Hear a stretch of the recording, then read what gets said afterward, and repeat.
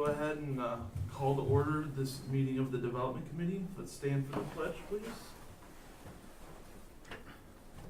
I pledge allegiance to the flag of the United States of America and to the republic for which it stands, one nation, under God, indivisible, with liberty and justice for all. All right, Kathy, you could call the roll, please. Yes, Powell, Here. Carter. Here. Walter. Here. All right, let's go ahead and get started. I'll hand over to you, Scott. Just have Okay. you run down through all the stuff we got. So behind the agenda, there should be a sheet where I highlighted all the changes from our previous discussion. You'll also have the most up-to-date draft of the Pataskala design or appearance standards, and then a copy of the Canal Winchester standards for reference. So overall, what I did, I renumbered it to make it conform, to make it easier to fit in our code, and then just some general grammatical and punctuation edits. I reconfigured the purpose section and combined letters A and B from the Canal Winchester regulations into the main purpose statement for the Pataskala regulations.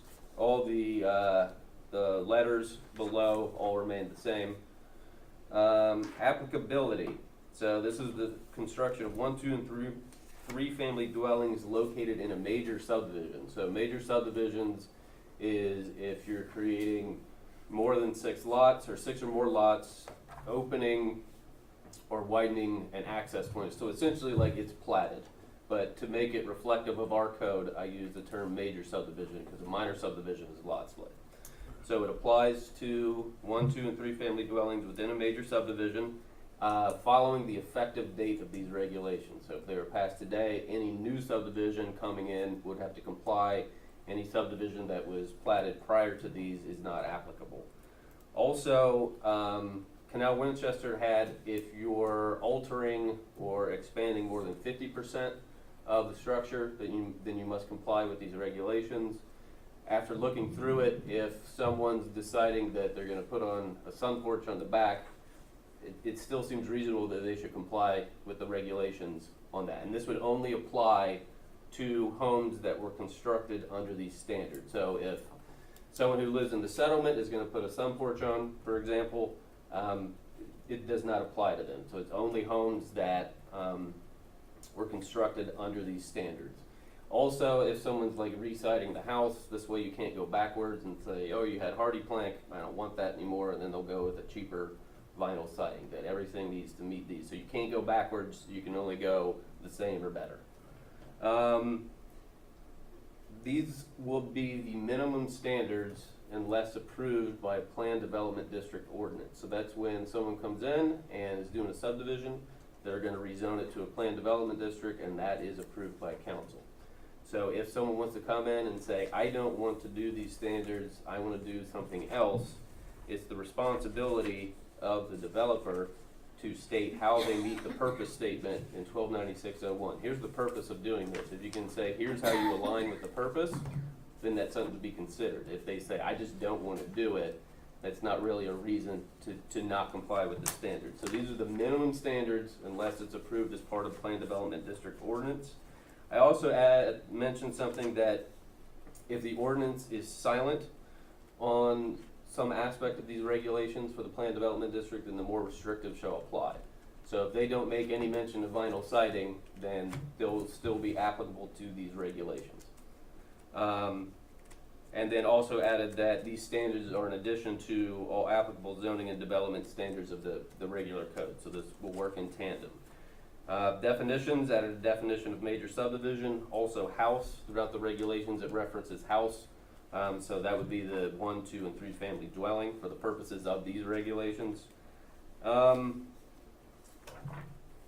The architectural diversity requirements, if you remember that you can't have the same model house, the way Canal wrote it, it was within 3 lots. That was changed to 2 lots. And the examples in the regulations were edited to reflect that and kind of blown up to make them more visible compared to what was in the Canal example. Driveways, everything that we currently have in our code related to driveways was added, such as the grade can't be more than 10%, things of that nature. They also had in the canal standard that you could do something different if approved by the Planning and Zoning Commission. To stay consistent, whenever there was a change that could be proposed, it was only through a Plan Development District ordinance that would have to be approved by council. Planning Commission would make that recommendation, but ultimately had to be approved by council. I didn't want to have Planning Commission say, yes, you can do this, and then it come to council and perhaps it's denied. Now we're kind of in a no man's land that doesn't make sense. The reference that all driveways shall be a flat earth tone color, I took that out. I didn't really think it was, applicable. I don't know that too many people have a pink driveway. Would asphalt not meet that? I think it would. Okay. And I guess what's an earth tone color, like Yeah. magenta or bright pink, probably not, but I'd say black is earth tone, so I think it's reasonable. If someone had pavers that were a lighter hue, I don't think it's that detracting from a Seems very neighborhood. subjective. Yes. Is it black, the lack of color? That's okay. Oh my There's God, that. it's an art Well, teacher argument. It's a Or- shade, not a color. if you're looking at light, yes, or if you're looking at printing, it's all the colors. That's all it So printed black. Change the maximum driveway width at the right of way from 10 to 16 feet. The majority of homes we see have a 16-foot wide driveway. To stay consistent, I think that would be more reasonable because I think we'd have some issues with folks not wanting the 10-foot wide driveway. And then there's the recommendation in here that driveways should be grouped based upon our discussions with how it'll help with meter pits, water taps, street trees, that the requirement is they will be grouped. So when they come in and say, here's our subdivision, they're gonna show how each driveway will align on the lot. So that way we can do it right off the bat. And then I added the statement that driveway grouping, instead, because it talks about the continuous green space, also mentioned that it assists with the proper location of infrastructure and street trees, just to add more basis for the thought. I removed the requirement that blank facades are not permitted on accessory buildings, so a shed, that seemed a little excessive. Also, if we look at the four-sided architecture section, it talked about a window of at least 6 square feet in area. The Canal Winchester talked about bay windows or windows too close together not being applicable. I think since we had some consternation of perhaps meeting these requirements, having a 6 square foot window seems to work. You still have to have the 2 per story, but if you have that window, we're not gonna get, well, it's too close or things like that. So I added a little bit of flexibility because a chimney, if someone has a chimney on the side of their house, that counts. So you get 2 stories there, you can have a gable vent, that counts. All you need is another window. So I've been everywhere I drive now, I look at houses and see if they would meet or not. So then it's like, oh, well, that one would work and that one works. So it doesn't seem too outlandish to meet that requirement. So I just removed the extra qualifiers for the window. And then again, change Planning and Zoning Commission to a Plan Development District ordinance for any alternative requirements. Change determined by the Planning and Zoning Director to City Administrator, their designee. This is for garages that face a low order street. So essentially, instead of Planning Commission making that determination, I think it would be probably be the city engineer, public service director that would have the thought to do that. So that's why I put that in there. And then it talks about standard side loaded garages. I wanted some more qualifying information for that. So this would be access via driveway adjacent to the side property line. So side load garages, it says, can be accessed from an interior court. So that would mean that you're coming up and almost taking a right into your garage or a left. Where this one is you're coming up on the outside and then coming in from the outside. Not interior, but exterior, to make that a qualifier. And that's still 25% would be detached or the standard side load garage.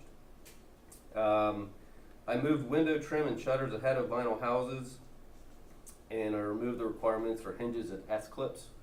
That makes it a little bit more flexible. I don't know if it's necessarily needed, but that can always be put back in, but I think it added a little bit more flexibility.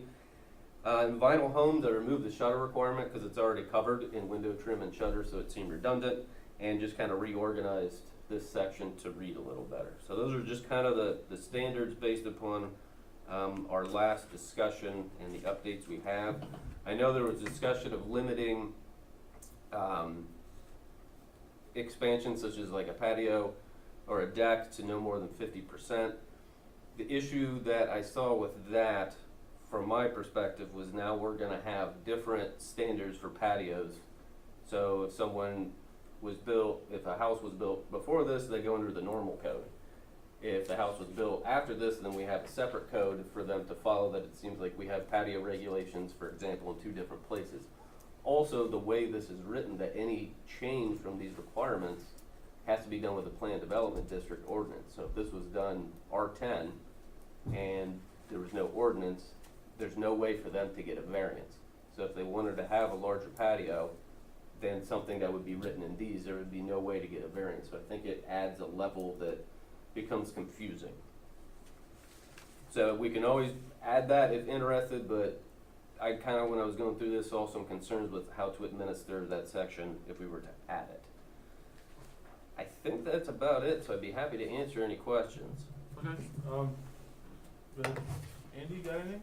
I have a couple. Okay.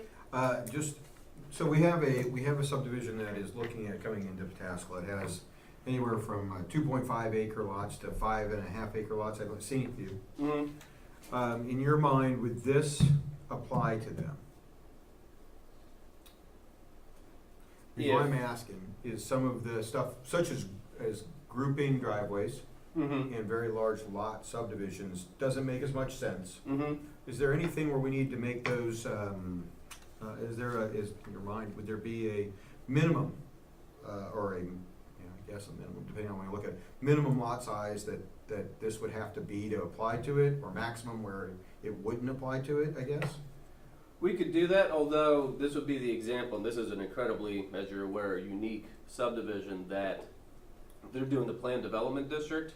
They could simply put in here that we don't want to meet the requirement because, we can still meet the purpose of this, but we can't meet the requirement. It's unfeasible for us to do it the way this is laid out. So I think they could address the purpose, but they could get that deviation through the planned development district process. And that's why we guided them that way, because of how unique it was, that you're not gonna have street trees or sidewalks or some of these things, that it's just impractical. So I think that would be the relief they could seek through that. Okay. Another one would be third car garages. I know we talked a little bit about that. Mhm. And we talked about detached Mhm. third car garages. Was that in here? And I didn't see anything where that was a mandatory thing, other than there was supposed to be, 25% or something like that? At least 25% need to be either the standard side load or detached. Okay. So, say a person wants to, they're building a house and it's a standard subdivision that'll accommodate a third car garage. Mm-hmm. What are their requirements? What do they have to do to meet that? Obviously, that's gonna give them a lot of frontage, Mm-hmm. for their garage. Do you find these to be overly restrictive for them to build a third car garage? Personally, no, because I think if you were going to do it, you'd probably do it when you're building the house. Yeah. If someone tried to come back and do the addition, it would just come back to that architectural standard that it needs to be architecturally separate than the other garage. Appear architecturally separate. So for example, we saw the living space above in the one example, the third car garage does not have the living space, so architecturally different. The other option is, let's say that the 2-car garage is constructed of stone, the front is stone.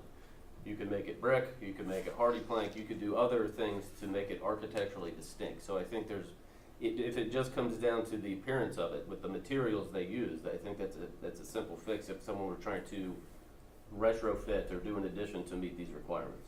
Yeah, I was thinking of an additional garage gets added on. They decide to stub on a 1-car garage onto the side of a building, or side of a house. And how that would happen, how would you be able to do that? And if it's less than 50%, I guess you've taken the 50% issue out of this discussion, so you can't kind of get that in by being less than 50% of the house. Correct. Okay, all right. Yeah, they would have to meet these standards. Okay. And one last one. Okay. You have in here under the purpose, under A, adopted comprehensive plan recommends promoting high-quality standards in building design. Are you, the current comprehensive plan recommends that? Correct. Perfect, just making sure. Yep, and dependent upon where we go, I that could understand, be. that's what I was asking, so we Mhm. get ourselves. Yeah, because I made sure to check that, Okay. is this statement accurate? That's it. Bill, do you have anything? I don't. Yeah, I guess my only question, you kind of answered when he brought up the issue of the developments with bigger lots. Mm-hmm. My question was, why can't we just force all developers to comply to these standards instead of giving them an out? But now that makes sense. That And- and I'm sure it won't be every developer trying to skirt around these standards, but ones that just, it just doesn't fit with their development. That makes Yeah. sense. And typically, if it's impractical, and scenic view is probably, that's an outlier, because that's such a unique situation that typically I don't think we'll see many of those. So in that instance, it would make sense that, essentially, I'd love to meet them, but this really isn't practical. Right. That I think we could make that,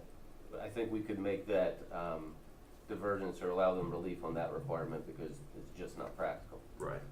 And then, I guess for the shutters with the removing the requirements for hinges and S-clips, that takes out the part where they have to appear functional. They don't have to appear functional, just have to, theoretically cover the windows. That's correct. Okay. So that's correct, because it seemed like that would be added cost. I know Yeah. we were trying to somewhat find a middle ground, that it seemed like that would be one that we could get rid of and, still meet the intent. Getting rid of the S-clips and hinges, now all it has to do is look like, if you were to shut the shutters, that it will align with the window. Okay.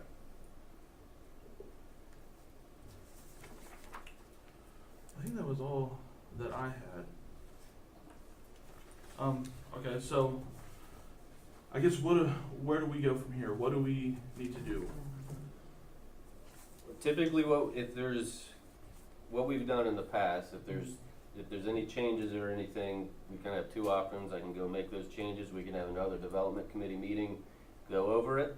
Or if there's any changes, you can say, if you change this, this, and this, then just proceed to planning commission, or if it's fine as is, then we can just proceed to planning commission. Okay. But typically, kind of the policy has been that the development committee will make a recommendation to proceed to planning commission and start the code amendment process. Okay. I'm okay with making a recommendation, or. Can I ask just one more quick question? Scott, I've been doing the exact same thing you were doing. I drive around and I look at houses in Pataskala, and I think, if you didn't have these in your mind, what would be a good development, what would be a bad development, and what are the reasons why? And the development that comes out on 310, just north of Headley's Mill, was that one?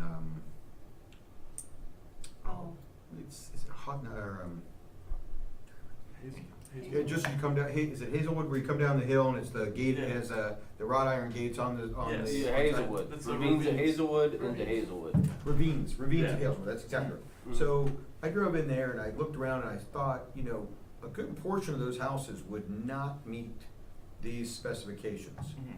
And I thought, well, they're not necessarily bad houses. I mean, they're pretty decent houses and probably higher end compared, Yeah.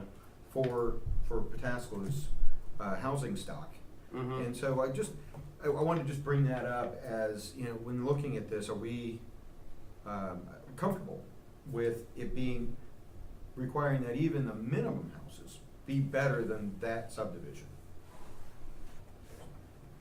And I'm not trying to make this more difficult, because I think these are really good. I think these are great ideas. I think they are exactly what we've been worried about with these potential cookie cutter Mhm. neighborhoods, or as the Pataskala Post quoted me, the sea of vinyl is a bad thing.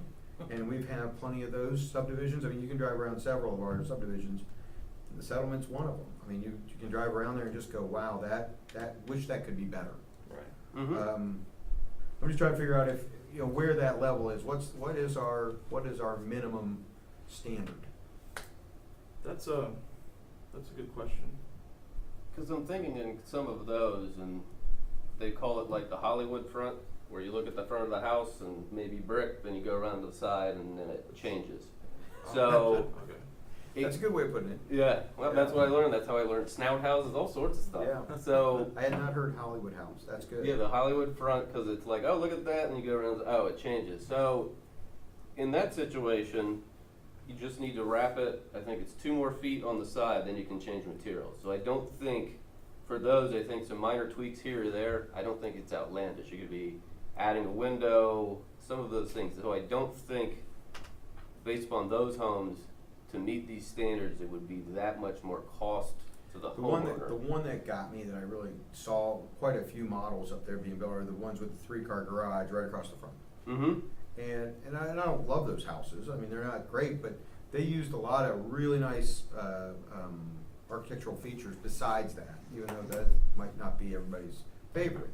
But everything else was really well done. The eaves were well done, they had enough, there were no blank sides to them, I even got out and walked around one of them.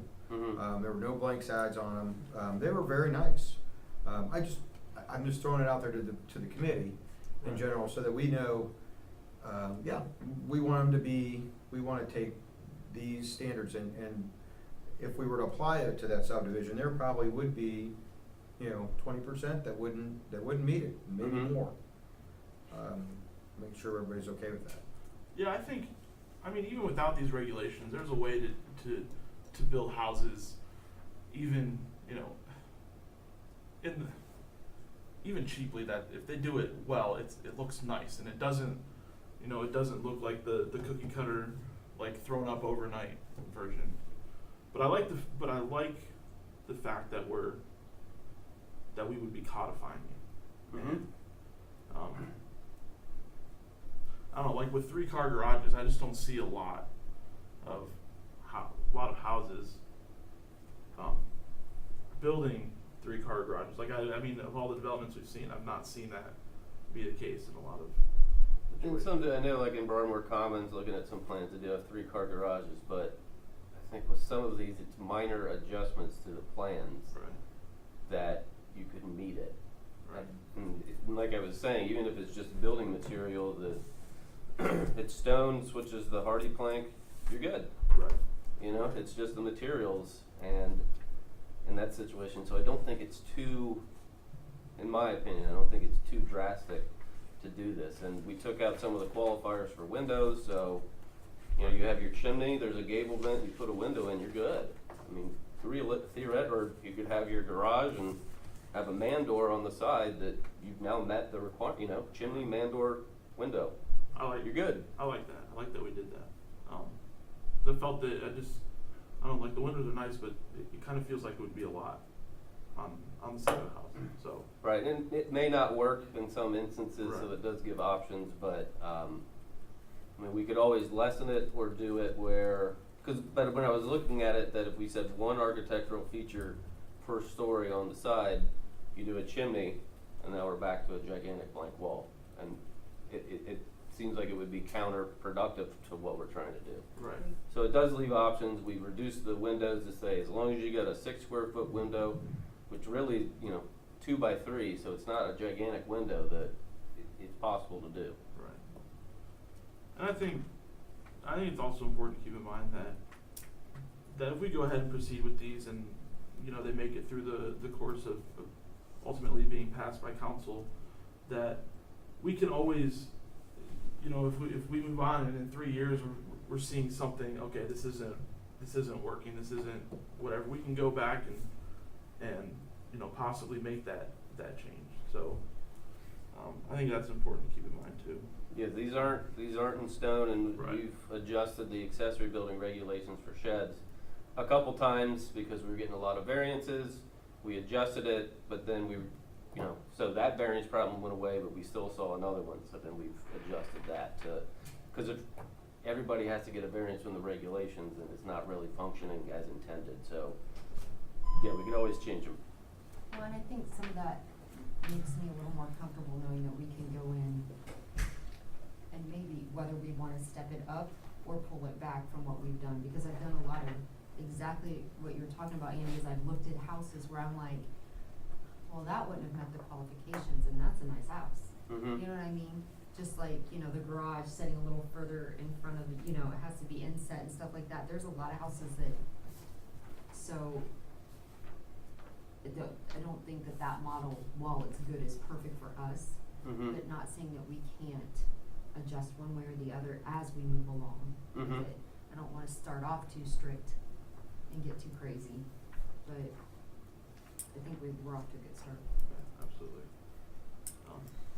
Yeah, I wasn't proposing it to be a problem. I was Right, no, just- no, I was that's- just saying that. It's a good that discussion to just- have. Just to make sure because what'll happen is whenever we pass this, Right. you know, as it gets passed, you'll get complaints. Right. The council will get complaints, because they'll come in and say, well, we can't meet that, we can't do that. But the option is, they can go plan development, And that's, and That's true. they can sidestep this with plan development. Well, I've seen, you know, some response from builders, the canals example, and the 4-foot setback for the garage says, oh, well, you eliminate any living space behind the garage. It just seems we'll move that 4 more feet back. It doesn't seem insurmountable to think you can adjust, so just shift it 4 feet, problem solved. So, I mean, if it does become a problem that, you know, we see this all the time, we can always adjust it, but it seems like it's not insurmountable in order to just shift the garage back, shift the living space back 4 feet, you've met the requirements. I think the flip side of that is, we'll stop, I think that some of maybe the small, and this is my opinion, but maybe some of the smaller, units, some of the smaller houses Mhm. are gonna look a lot better, therefore, I think we'll be more comfortable with them, and that should offset the potential complaints from developers. Absolutely. So, I think it's a really good step to move forward with. Okay. Yeah, I think, Mike, you were looking for a motion? Yeah. If I may, we also talked that should these be passed, we would consider reducing the minimum house square footage. Is that something we want to do? Or do you want to move forward with these and then keep the minimum house square footage on the radar? I say we keep it on the radar. Okay. what, ours has the additional what though, with, Oh. Our minimum square footage with a basement, it's 1,300 square feet. Without a basement, it's 1,450. and we're the only ones that have anything without a basement. That references their minimum home size based upon having a basement or not. From my research, that was the only one I thought And from or our, saw. from what I recall from our discussion, you couldn't think of any reason why the basement had any bearing on the square footage. To my knowledge, no, aside from that's just the additional living space in the basement, should it be used as that, but it's only a minimum of 600 square feet, so. So for a I minimum- mean, I don't know, is it something you think we should address or just leave it be?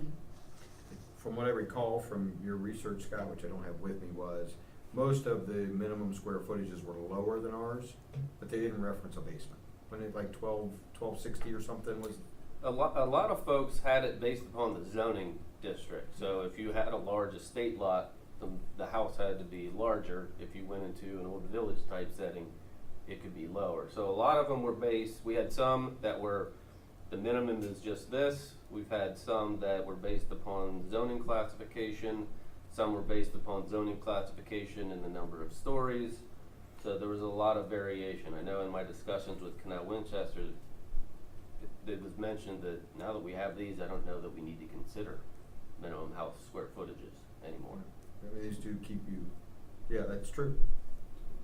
Well, my suggestion would be, let's put that on the back burner we'll get this, see if this goes through, because we're only 3, so Right. see if this goes through, and if it does, then we can come back and look at the minimum square footage. I think that's a valid point. I agree. That's reasonable. I agree. So I guess, at this point, I'll look for a motion to recommend this to Planning and Zoning Commission. I'll move that we recommend this. I'll second. Carter, Yes. Powell, Yes. Walter. Yes. All right. Good work. Mike, real quick.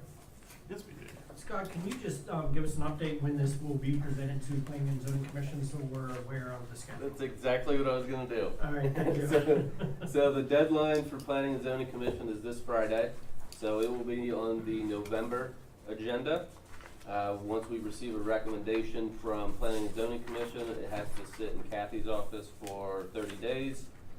So we will probably see that probably the first meeting in December, if it aligns right. Other than that, it'll be the beginning of next year, because typically we don't do 2 meetings in December. So best case scenario, beginning of December. If we can't do that, then it'll be the first meeting in January. So January, then February, 30 days. So probably by the beginning of March, these will be in effect, Awesome, that's great. should they get passed. Right, right. Sounds good, sounds good. Anybody have anything else? No. All right, then I'll entertain a motion to adjourn. So moved. Second. Carter? Yes. Cal? Yes. Walter? Yes. Before everybody gets up and moves around, BJ and Scott, this is for you guys. Could you send out a housekeeping reminder about when people are using these other than council?